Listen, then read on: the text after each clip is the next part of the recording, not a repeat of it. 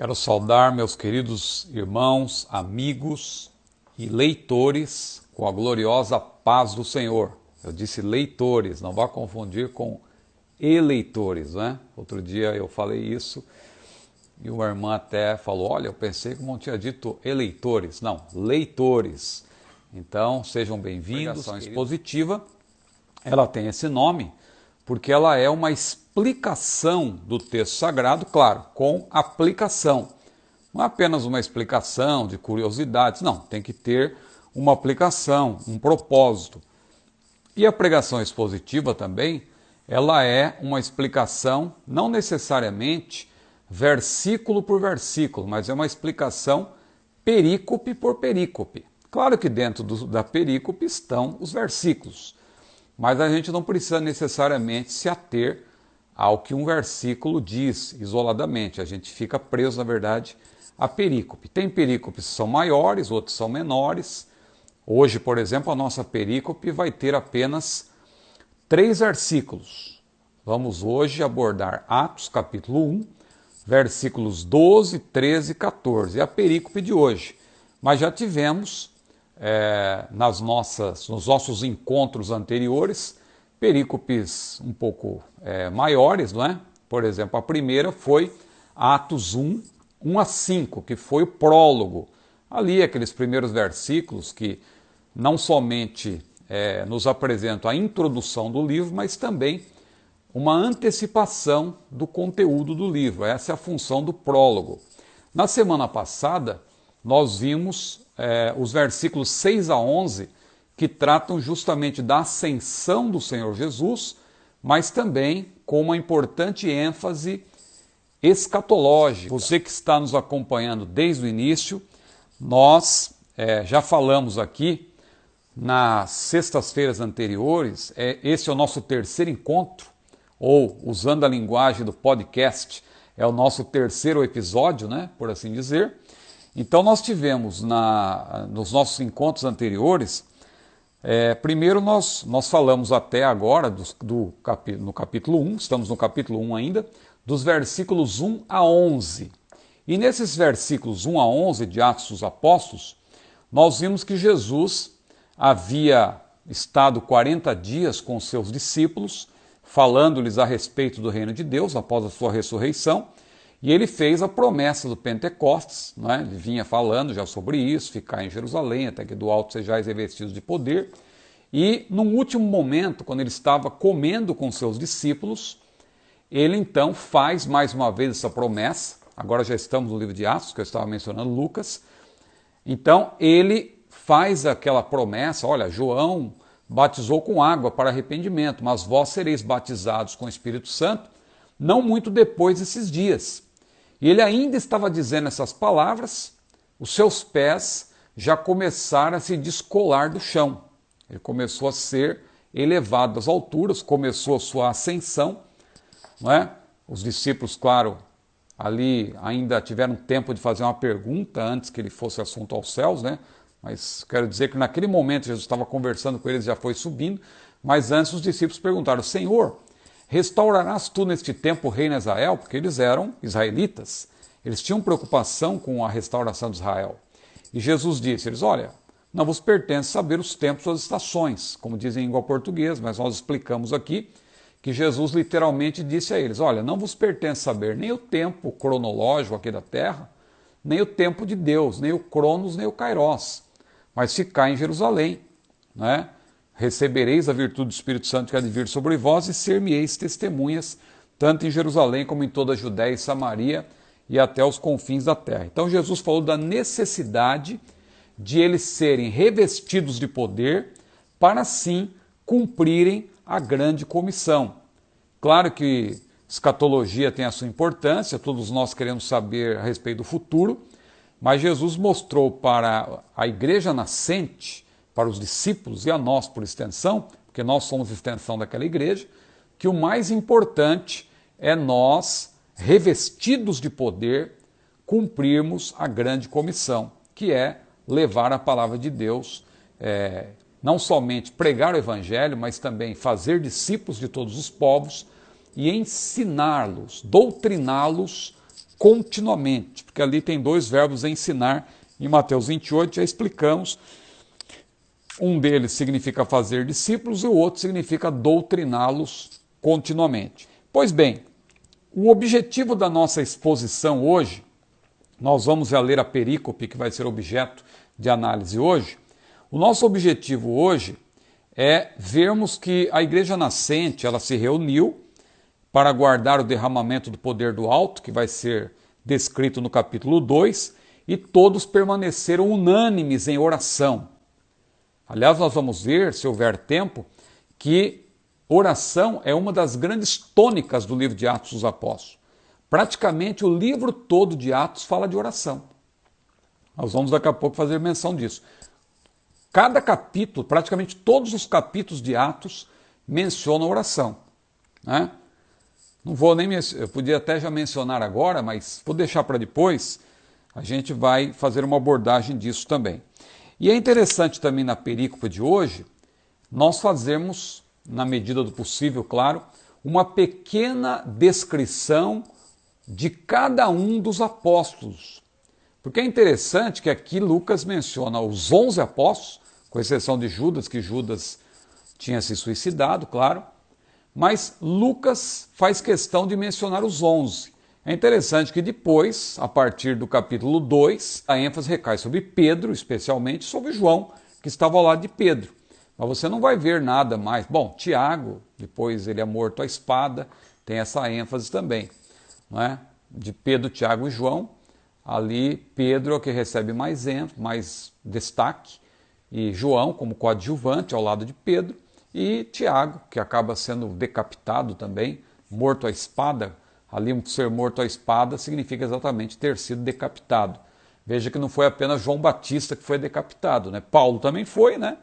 Segundo a história paralela, a tradição, a Bíblia não diz isso, porque Lucas encerra o livro de Atos de maneira triunfal até, mostrando Paulo ainda ali na sua primeira prisão em Roma, mas as epístolas mostram que ele teria sido posto em liberdade, feito outras viagens e depois sido novamente preso e aí recolhido naquela masmorra, na famosa prisão Mamertina, que está lá até hoje em Roma. Quem visita Roma está lá, a prisão Mamertina, onde Paulo teria ficado preso, juntamente com Pedro também. Supõe-se que Pedro também foi para Roma, já que também ambos teriam sido martirizados no tempo de Nero, quando ele se levantou naquela grande perseguição contra a igreja a partir do ano 64.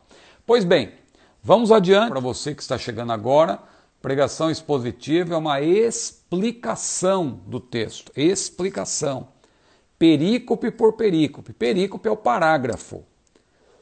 É o parágrafo que reúne vários versículos. Os versículos isoladamente, claro, não têm autoridade em si mesmos, eles precisam ser amparados pelo contexto. Inicialmente o contexto imediato, a perícope, mas claro, em termos doutrinários, quando você vai analisar uma doutrina, é claro que um único versículo e nenhuma única perícope às vezes é suficiente, você tem que comparar a escritura com a escritura, por isso que existe a analogia geral da Bíblia, né? A chamada analogia da fé.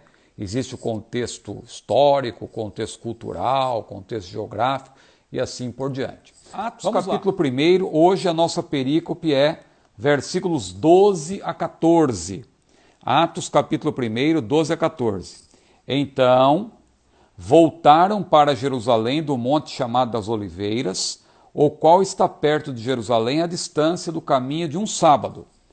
E entrando, subiram ao cenáculo, onde habitavam Pedro, Tiago, João e André, Filipe e Tomé, Bartolomeu e Mateus, Tiago, filho de Alfeu, Simão, o Zelote, e Judas, filho de Tiago.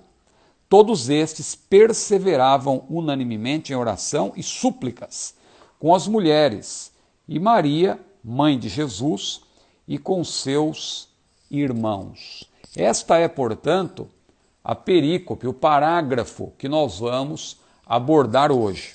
Então observe aí, para já irmos direto ao assunto, o que aconteceu logo após a ascensão.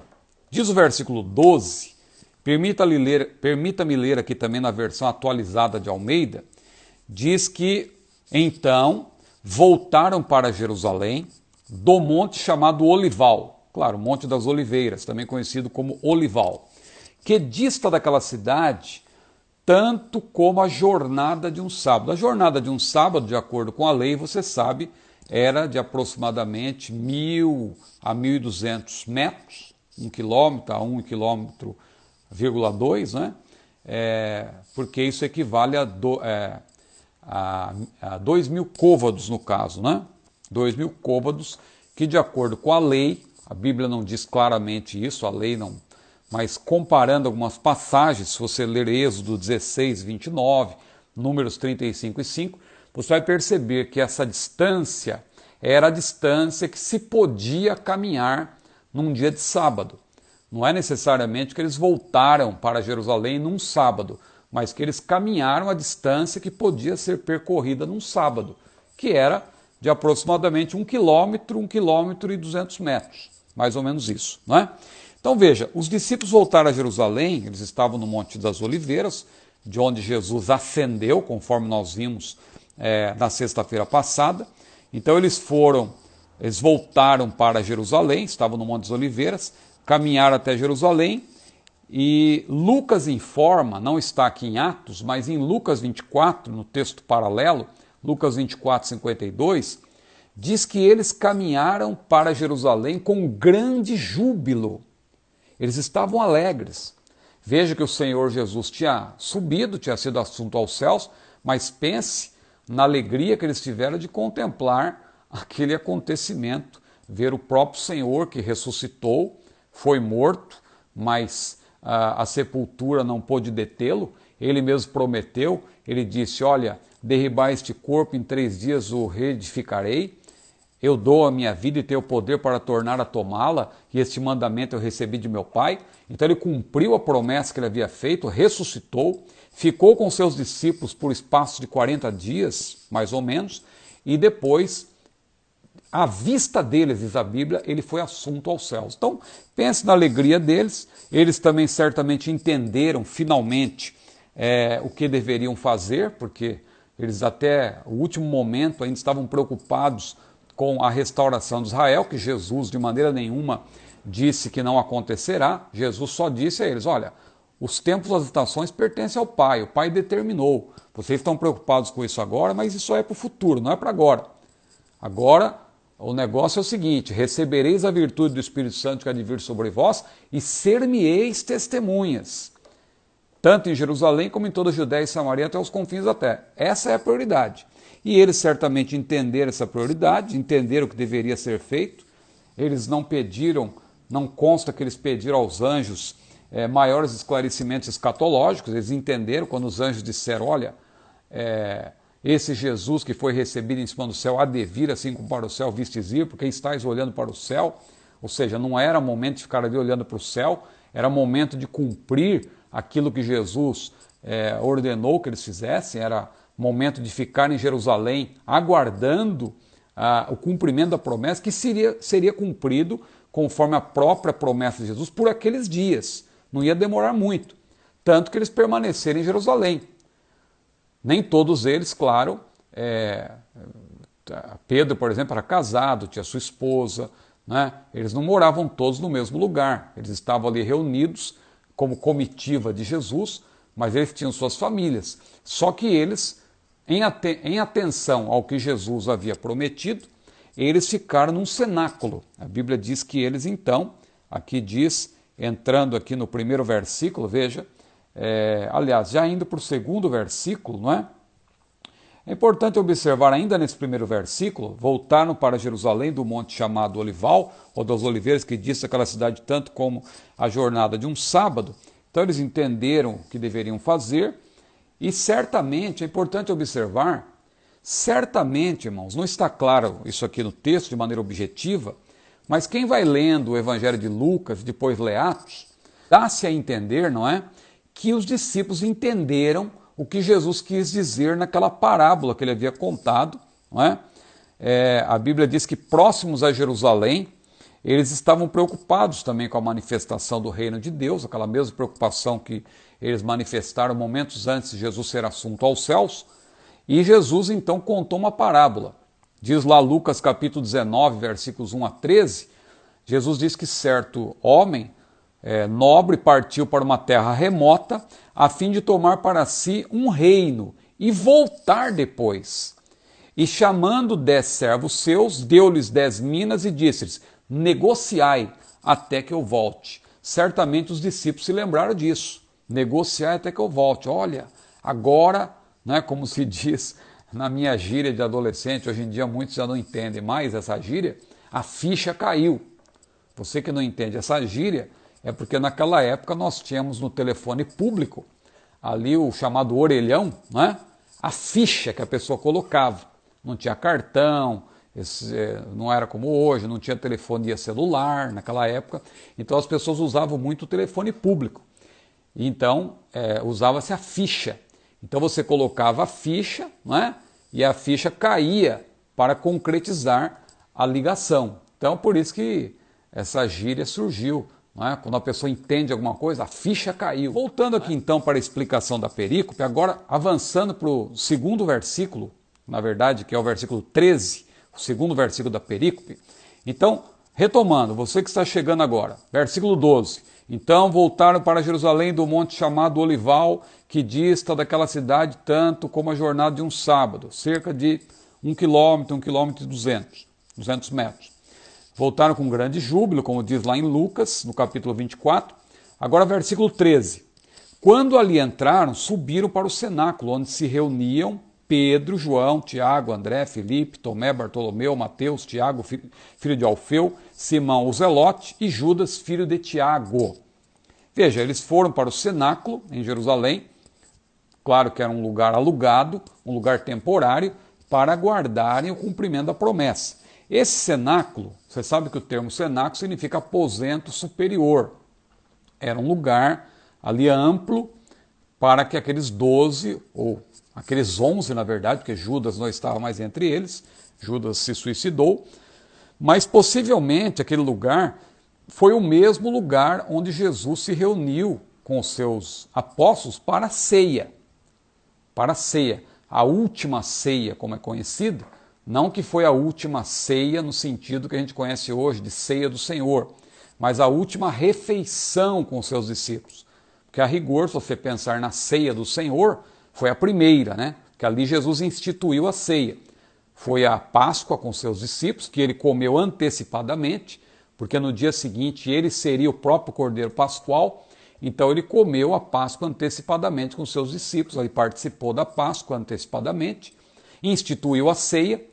E foi até curiosa essa maneira como Jesus ali se reuniu com seus apóstolos, porque como Jerusalém estava em festa por ocasião da Páscoa, dos pães asmos, a cidade estava lotada, pessoas de todas as partes estavam ali para participar da Páscoa, e Jesus disse para ali os seus discípulos mais próximos: olha, vocês vão lá, vão encontrar um homem que vai dizer para vocês onde é o lugar para celebrar a Páscoa.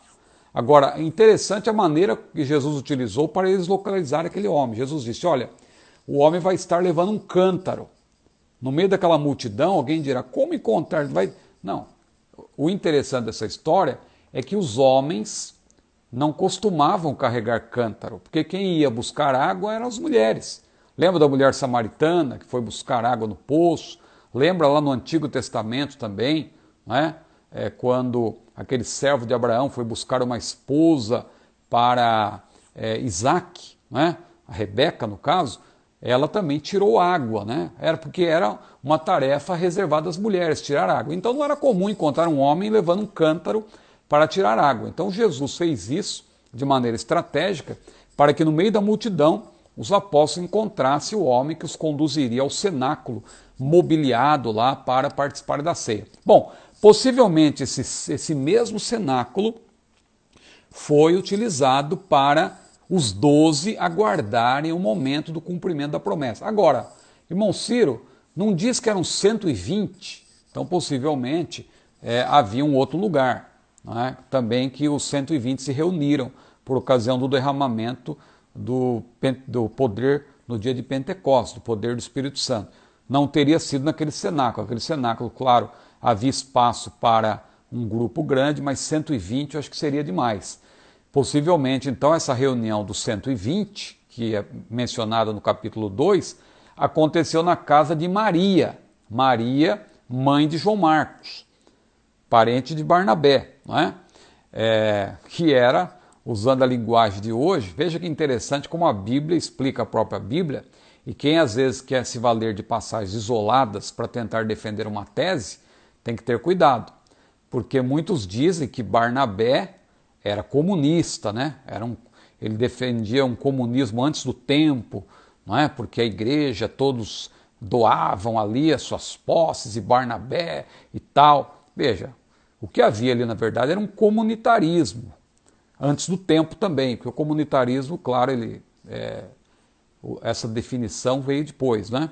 Mas o que havia ali era uma espécie de um comunitarismo, porque realmente eles se ajudavam, mas não era nada coercitivo, como acontece no comunismo, era voluntário.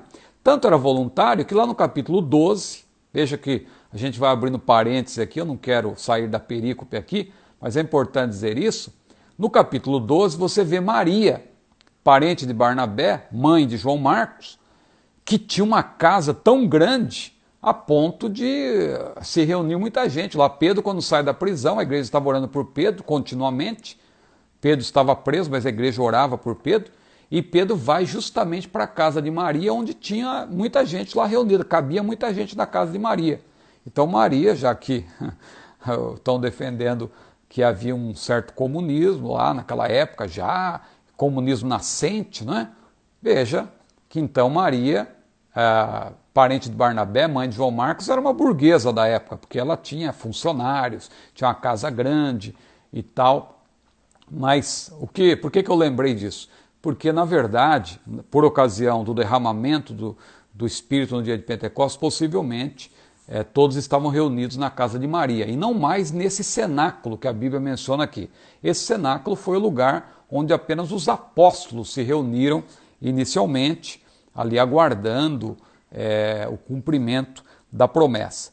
Então, aqui uma coisa interessante, mas que eu quero destacar dessa perícope, é que é a lista dos apóstolos. Eu não posso deixar aqui de fazer uma pequena menção, tempo, claro, não permite uma pormenorização, mas é importante apenas mencionar, eu acho interessante essas listas de apóstolos que aparecem nos evangelhos e depois em Atos. Você pode observar que a lista tem as mesmas pessoas, mas a ordem se altera levemente. Por quê? Porque isso, na verdade, fala do protagonismo que os apóstolos tinham. No livro de Atos, na última lista, você vai ver que ela não é por acaso. Não é por acaso que Pedro aparece em primeiro lugar em todas as listas, porque Pedro, de fato, foi o mais importante dentre os 12. Logo em seguida, João, Tiago e assim por diante. Então veja, por exemplo, em Marcos, que foi, segundo os eruditos, o primeiro evangelho, embora não esteja na nossa Bíblia, que essa ordem vem da Vulgata Latina, mas na verdade, cronologicamente, pelo que tudo indica, Marcos veio primeiro, né? Marcos veio primeiro que Mateus e Lucas, e João, claro, depois veio em quarto lugar, veio por último. Mas Marcos teria sido o primeiro. Ele apresenta a seguinte lista dos apóstolos. Se você ler lá Marcos 3, 15 a 19, você vai encontrar a seguinte lista: Simão Pedro, sempre o primeiro, Tiago, João, não é? E ali Marcos informa que Tiago e João eram chamados de Boanerges, isto é, filhos do trovão. André, irmão de Pedro, aparece em quarto lugar. Pois em Filipe, Bartolomeu, Mateus, Tomé, Tiago, filho de Alfeu, Tadeu, Simão Zelote e Judas Iscariotes. Essa é a ordem que Marcos, que teria sido o primeiro evangelista a escrever, não é? O evangelho, ele apresentou essa lista. Aí Mateus, ele, claro, teria que falar de si mesmo, porque ele era um dos apóstolos, ele faz uma alteração nessa lista. Aliás, ele faz duas alterações. A primeira alteração que ele faz é que ele põe André em segundo plano, porque Mateus ele apresenta duplas, na verdade, não é? Então, talvez por conta disso, ele preferiu deixar André ao lado do seu irmão, Pedro. Então, lá em Mateus 10, 2 a 4, quando ele apresenta a lista dos apóstolos, então ele diz, ele diz lá, Simão Pedro e André, que eram dois irmãos, Tiago e João, os filhos de Zebedeu, que eram irmãos também, aí Filipe e Bartolomeu estavam sempre juntos, porque esse Bartolomeu, possivelmente, é o mesmo Natanael que aparece lá em João. Tudo indica que ele tinha dois nomes, não é? Ele era Bartolomeu e também Natanael, porque sempre Filipe aparece ao lado de Bartolomeu. E lá em João, Filipe e Natanael também estavam sempre juntos. Então, tudo indica que Bartolomeu era o mesmo Natanael que aparece em João. Então você veja aí, Filipe, Bartolomeu, Tomé e Mateus, que sempre aparecem juntos, mas agora na lista de Mateus, eles trocam de lugar. Pode ver que em Marcos aparece Mateus e depois Tomé. Aqui parece como se fosse um ranking, uma maratona, alguma coisa aconteceu aí para Tomé, ou se não, eu penso também na própria modéstia de Mateus, né? Mateus, claro, tomou como base o próprio Evangelho de Marcos, mas ele, ao escrever, ele por modéstia, ele preferiu se colocar em 8º lugar, em vez de 7º lugar, como estava em Marcos, não é? Então, Tomé e Mateus, Tiago, filho de Alfeu e Tadeu, Simão Zelote e Judas. Aí quando nós vamos para Lucas capítulo 6, versículos 14 a 16, mantém-se André como segundo, ao lado de Pedro, né? Interessante, Pedro, depois André, né? Lucas manteve essa mesma lista de Mateus, Lucas possivelmente veio depois de Mateus, né? Por ordem aí na linha do tempo dos evangelhos, Marcos, Mateus e depois Lucas.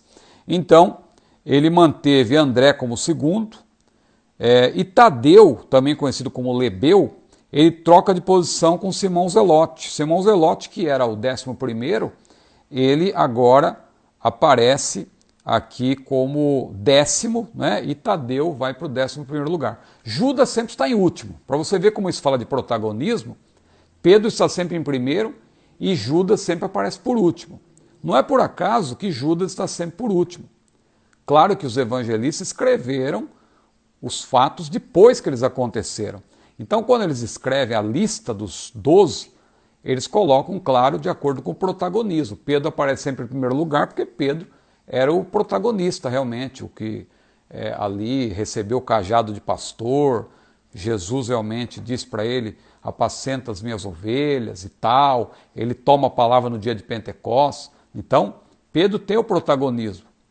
O único que vai depois ter um protagonismo igual ao de Pedro, ou talvez até superior, é Paulo, em Atos dos Apóstolos. Mas Pedro é o grande protagonista dentre os 12. E Judas aparece por último, não é por acaso, porque ele é o traidor, ele negou o Senhor, não somente negou, né? Porque Pedro também negou. Aliás, Pedro negou, jurou, mentiu e praguejou. Olha o pecado de Pedro, quádruplo pecado de Pedro. Só que Pedro se arrependeu. E Judas, ele, lamentavelmente, não se arrependeu. Depois vamos falar sobre Judas, não vou nem falar agora, senão leva tempo. Tem um espaço para Judas na nossa abordagem, que vai ser ainda no capítulo 1. Eu creio que é na próxima semana, na perícope que vamos analisar, vamos falar um pouco de Judas. Porque é interessante, dos 12 apóstolos, só 3, ou melhor, 4, recebem destaque no livro de Atos. Pedro, que é o grande protagonista, João, que está sempre ao lado de Pedro, né, um coadjuvante, mas que aparece bastante também. Tiago, que é morto à espada e por isso ele recebe destaque também.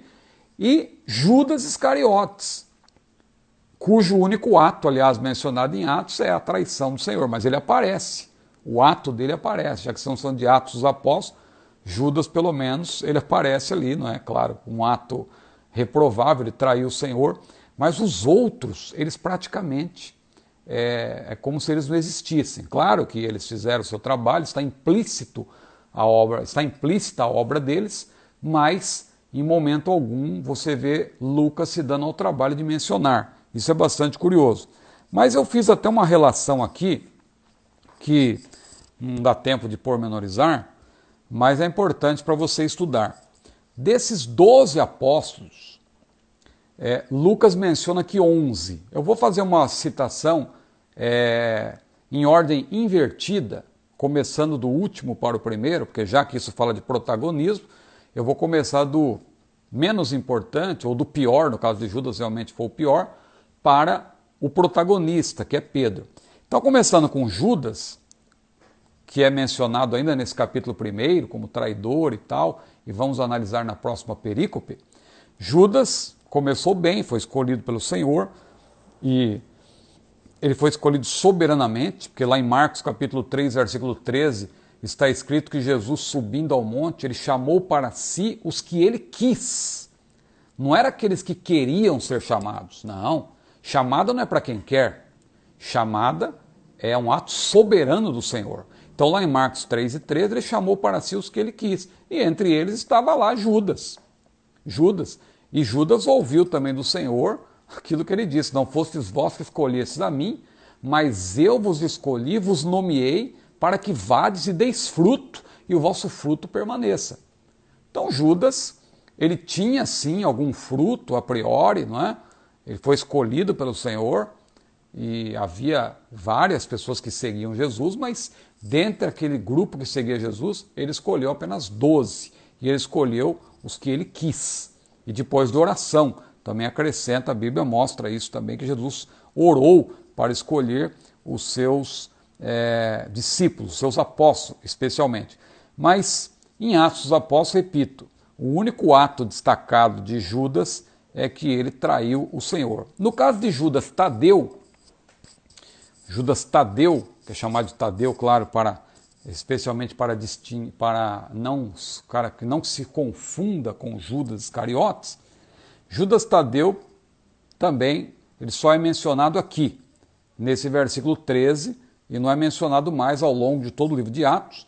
O catolicismo romano lhe atribui a Epístola Universal de Judas, mas isso é um equívoco, porque eles ignoram que o autor ali de Judas, a Epístola de Judas, ele se identifica como servo de Jesus Cristo e irmão de Tiago. Então, o autor de Judas da Epístola de Judas não é Judas Tadeu, mas é Judas, irmão do Senhor, um daqueles 4 irmãos de Jesus.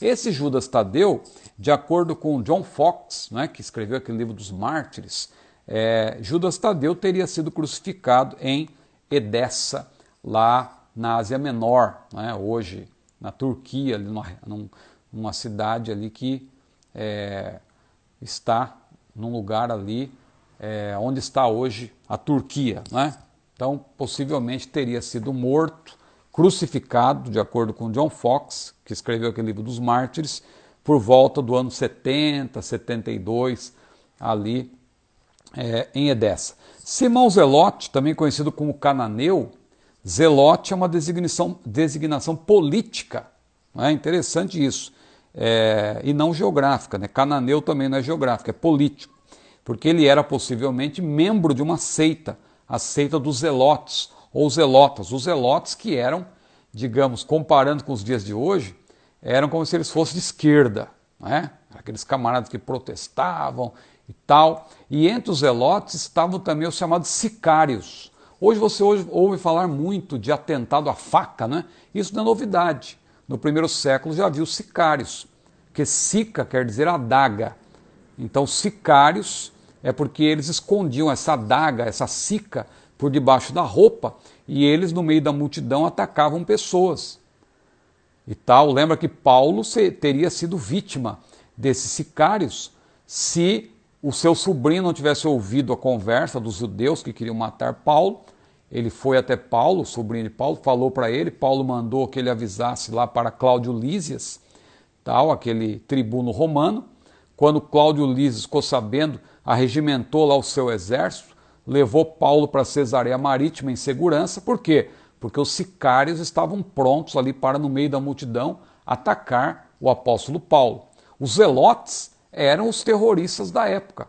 Entre eles havia muitos sicários, muitos que usavam do punhal, da adaga, da sica, para atacar as pessoas. Então veja que Simão Zelote era possivelmente alguém que era capaz disso, mas ele foi chamado por Jesus ali para fazer parte da sua comitiva. Vamos adiante, tem muita coisa aqui para falar desse Simão Zelote, mas não dá tempo. Outro era Tiago de Alfeu, que os teólogos, também os teólogos católicos, costumam vinculá-lo ao apóstolo Tiago, ou menor. Também eles fazem isso porque a partir dessa associação eles tentam comprovar aquela tese também de que Maria não teve outros filhos, foi sempre virgem, que na verdade aqueles irmãos de Jesus eram primos e tal, mas isso aí também não se sustenta, porque a Bíblia é claro dizer que Jesus foi o primogênito de Maria. Ele é o unigênito do Pai, mas primogênito de Maria, porque Maria, claro, teve também outros filhos. Mateus, aqui eu vou ter que falar bem rápido agora, mas Mateus, que se notabilizou especialmente por ter escrito o Evangelho, mas em Atos também ele não é mencionado. Bartolomeu também, como eu falei, possivelmente é o mesmo Natanael que aparece lá em João, juntamente com Filipe, não é? Um importante apóstolo também, Bartolomeu. Tomé, que muitas vezes é lembrado apenas pela sua incredulidade, e o nome Tomé muitas vezes ficou até conhecido como sinônimo de incrédulo, mas Tomé na verdade não significa incrédulo, né? Tomé significa gêmeo, porque possivelmente é uma alusão ali, ele tinha uma irmã chamada Lídia, que era gêmea dele, né? Também a palavra Dídimo significa gêmeo, né? O apelido era Dídimo, que tem a ver também com gêmeo, porque Tomé tem a ver com isso também, quer dizer, emparelhado, né? Porque tem a ver com esse fato de ele ter uma irmã gêmea chamada Lídia. Muito bem, outro apóstolo aqui mencionado, Filipe. Não vá confundir Filipe apóstolo com Filipe diácono evangelista, não é? Eu já vi pregador confundindo, inclusive eu vi um pregador uma vez falando, olha, Filipe, ele era apóstolo, mas ele acabou sendo rebaixado para diácono. Cuidado, não vá confundir. Uma coisa é o Filipe, um dos apóstolos, outra coisa é o Filipe, diácono, um dos 7, lá de Atos capítulo 6, que se tornou o grande evangelista Filipe, né? Que aliás é um dos meus livros aqui que eu mencionei, né? A gente tem um dos livros aqui, Filipe, o primeiro evangelista da igreja. Então é o diácono evangelista. Não vá confundir o apóstolo Filipe com o diácono evangelista. O Filipe que recebe destaque em Atos é o diácono e não o apóstolo Filipe.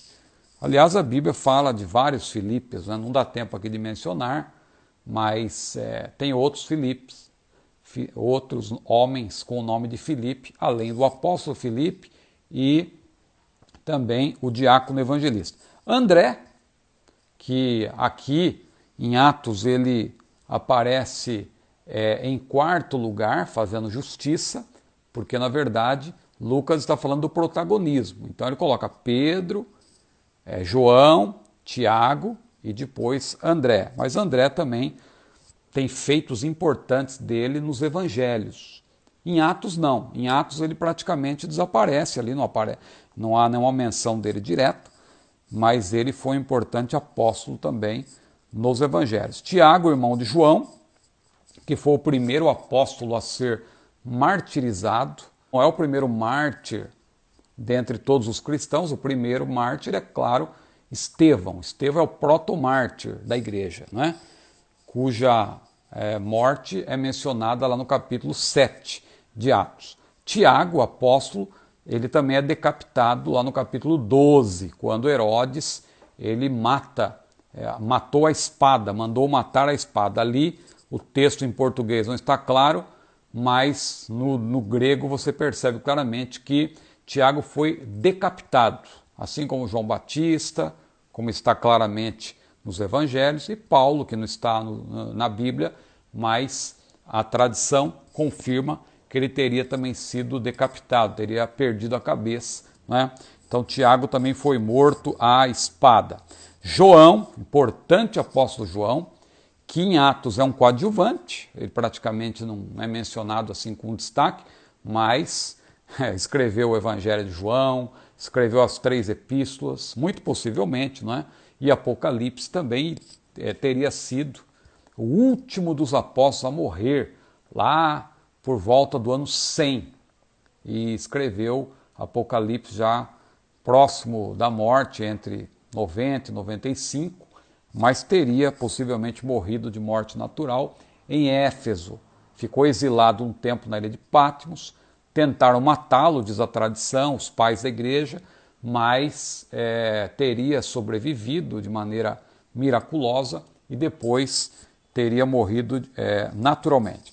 Caminhando aqui para o final, meus queridos irmãos, Pedro, eu não preciso dar destaque para Pedro, porque Pedro, a partir da próxima sexta-feira, ele vai ser praticamente mencionado em quase em todos os nossos encontros aqui, esses próximos, né? Depois, claro, vamos falar também sobre Paulo, porque o livro de Atos praticamente se divide, se fôssemos falar de personagens, até o capítulo 12, digamos assim, você vê Pedro. Depois, a partir do capítulo 13 até o 28, o protagonista é Paulo.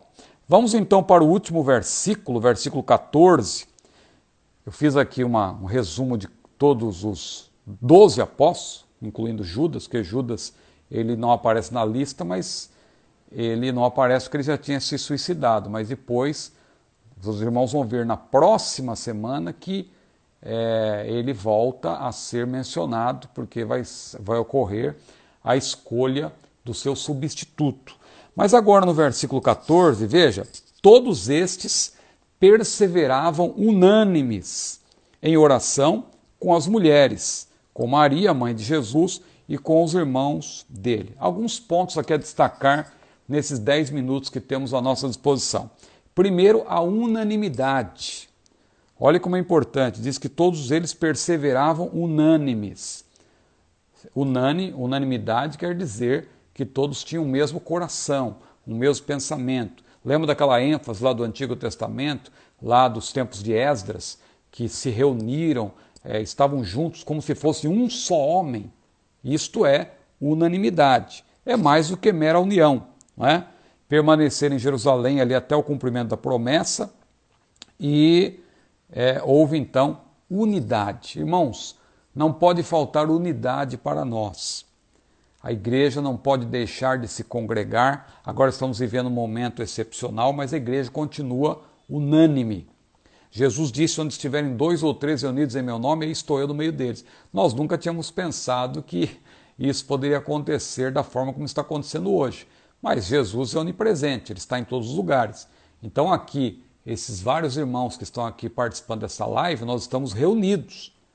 Embora geograficamente estejamos distantes uns dos outros, mas como o Senhor é onipresente, ele disse, eis que estou convosco todos os dias até a consumação dos séculos, onde estiverem 2 ou 3 reunidos em meu nome, estou eu no meio deles, ele está conosco, com certeza. Glória seja dada ao maravilhoso nome do Senhor. Então, que nós estejamos juntos, porque o crente sozinho ele não subsiste. É como aquele carvão que é tirado do fogo e colocado separadamente. Ele vai se apagar. As brasas precisam estar juntas. Que nós estejamos unânimes, assim como a igreja primitiva estava unida em oração. Claro que essa oração incluía fidelidade à hora da oração no templo, como está lá em Lucas 24, 53. E depois, quando nós formos falar sobre o capítulo 3, vamos falar também desses períodos de oração que os discípulos respeitavam, porque a priori eles mantinham ali a sua tradição ligada ao judaísmo. Então eles respeitavam também a hora da oração. É interessante que na medida que a igreja ora, nós vamos ver depois, que ela recebe o poder do Espírito Santo. Eu disse, aliás, no início dessa live, que a oração é um dos pontos salientes do livro de Atos. Quando você olha para Atos, é interessante que você vê a igreja orando o tempo todo. No capítulo 1, nós vamos ver aqui, está aqui no texto que lemos, que todos estavam orando, estavam unânimes em oração, com as mulheres, com Maria, mãe de Jesus. Aliás, é a última menção no Novo Testamento de Maria, mãe de Jesus, é aqui. Depois ela não aparece mais também.